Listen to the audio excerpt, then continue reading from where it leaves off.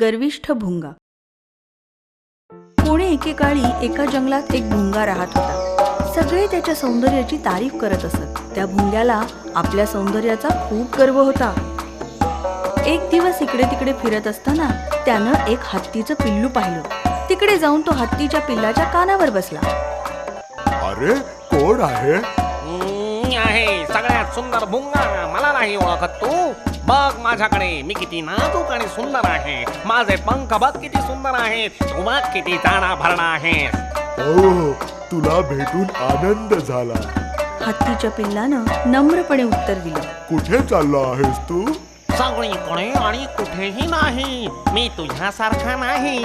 माझ्या सुंदर पंखांनी मी कुठेही उडून जाऊ शकतो. पण एक गोष्ट मात्र आपल्या दोघांमध्ये समान आहे. तुला सोंड आहे आणि मला नांगी. हत्तीनं आपलं डोकं हलवलं. पण मी माझ्या नांगीने फुलांमधला मध उचलू शकतो.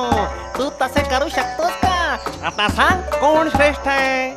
भुंगा तर बोलतच चालला होता, पण तेवढ्याच जोरात हवा वाहू लागली आणि लवकरच तिथे एक वादळ आलं. पानं, फुलं, धूळ सगळं काही जोरात उडू लागलं.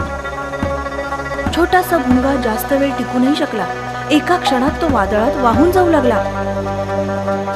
वाचवा वाचवा मला वाचवा, मी मागून चाललोय.